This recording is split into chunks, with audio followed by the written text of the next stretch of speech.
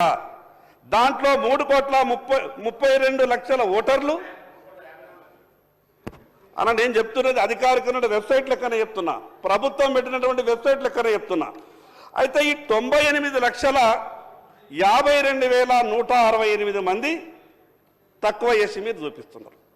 సరే తక్కువ ఎస్సీ చూపిస్తున్నారు. ఇక ఇందులో ఇంకా ఒక గొప్పగా మాకు అనుమానం వచ్చే విధంగా కుట్ర జరిగినట్టు అనిపిస్తున్నది అధ్యక్ష.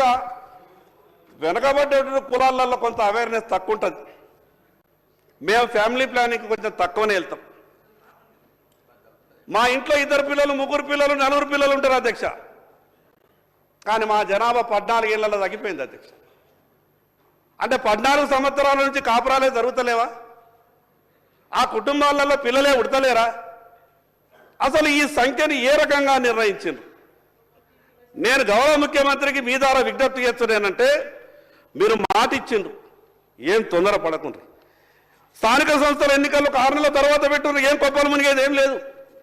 కానీ మీరు ఎక్కడ స్థానిక సంస్థల ఎన్నికల సమయంలో పెట్టకుంటే ప్రభుత్వానికి చెడ్డ పేరు వస్తుందనో, మీకు వ్యతిరేకత వస్తుందనో బీసీలకు మాత్రం అన్యాయం చేసేటటువంటి ప్రయత్నం చేయకండి. ఒక పక్క మీ నాయకులు రాహుల్ గాంధీ గారు పార్లమెంట్లో నిన్ననే మీరంతా కూడా ప్రసంగం వినిండొచ్చు. ఎంత గొప్పగా మాట్లాడింది అధ్యక్ష. చాలా సంతోషం అనిపించింది అధ్యక్ష నాకు రాహుల్ గాంధీ గారి మాటలు వింటే. ఎక్కడ ఈ తెలంగాణ రాష్ట్రంలో అమలైపోతాయి అనుకున్నా. రేపే మా శాసనసభ సమావేశం ఉన్నది. వీళ్ళు మొత్తం కూడా లెక్కంతా పెట్టి రాహుల్ గాంధీ గారి మాట విని తెలంగాణ రాష్ట్రంలో అమలు చేస్తారేమో, నా బీసీలంతా కూడా సంతోషపడతారు, మా ఇన్ని సంవత్సరాలు మా బీసీలకు జరిగినటువంటి అన్యాయం అంతా దూరం అయిపోతుందేమని నేను చాలా సంతోషపడ్డాను. కానీ అధ్యక్ష ఇక్కడ జరుగుతున్నది ఏంటిది? పార్లమెంట్లో రాహుల్ గాంధీ గారు మాట్లాడినటువంటి మాటకు తెలంగాణ రాష్ట్రంలో జరుగుతున్నటువంటి తీరుకు ఎక్కడ కూడా పొంతల లేనట్టు అనిపిస్తూ ఉన్నది. అధ్యక్ష, మాకు జరుగుతున్నటువంటి అన్యాయం అంతా ఇంత కాదు అధ్యక్ష. మేము ఏం పాపం చేసుకున్నామో అధ్యక్ష, మాకు రాజకీయ పార్టీల దగ్గర టికెట్ల కాడికెళ్ళి మా పంచాయతీ మొదలవుతుంది. మొదలంటారు అధ్యక్ష, ఈ జనాభాలో సగం ఉన్నటువంటి మీకు ప్రతి పార్లమెంటులో సగం సీట్లు ఇవ్వాల్సిందే, మీరు గట్టిగా పనిచేయండి, మీ వెనక మేమున్నామంటారు అధ్యక్ష. ఎట్లయితే ఎన్నికలు సమీపిస్తాయో అప్పుడు సమావేశాలు అయిన తర్వాత అంటారు, లేదు సగం కాదు కానీ పార్లమెంటుకు 2 సీట్లు మాత్రం గ్యారెంటీ ఇస్తాం, మీరు మేమీ ప్రిపరేషన్లలో ఉండని చెప్తారు. ఇక చివరికి నామినేషన్ల దగ్గరికి వచ్చంటే ఇక కాదు, కొద్దిగా అడ్జస్ట్ అయితే లేదు, ఒత్తిళ్లు ఉన్నాయి. ఆ 15-20 సీట్లు ఇస్తారు అధ్యక్ష రాష్ట్రం మొత్తం మీద. ఇక దాంట్లో కూడా ఏమి ఇస్తారు అధ్యక్ష? హైదరాబాద్లో 5 సీట్లు ఇస్తారు. ఆ హైదరాబాద్లో రాహుల్ గాంధీ గారు కానీ రేవంత్ రెడ్డి గారు కానీ ఎవరు నిలిచినా కూడా గెలిచేటటువంటి పరిస్థితి ఉండదు. కానీ అటువంటి సీట్లని మాకు అప్పగిస్తారు అధ్యక్ష. నేను ఉదాహరణ చెప్తున్నాను, ఏ పార్టీ అయినా మాట్లాడతా. నేను పరిస్థితి ఏంటంటే 5 హైదరాబాద్లో ఇస్తారు మాకు సీట్లు, కోటా నింపుతారు అధ్యక్ష. మా పార్టీ బీసీలకు ఇన్ని సీట్లు ఇచ్చింది అధ్యక్ష.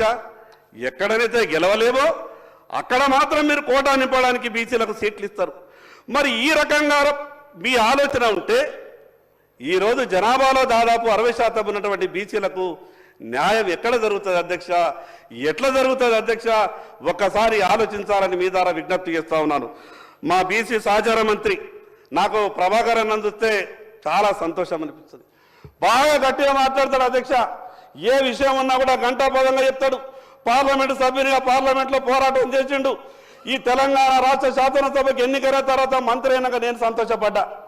అన్న బీసీ మంత్రి అయిపోయాడు, బాగా సహాయం దొరుకుతుంది, ఈ రాష్ట్రంలో ఉన్నటువంటి బీసీలందరికీ మంచి జరిగిపోతుంది, ఎవరినైనా ఎదిరించగలుగుతాడని సంతోషపడ్డా.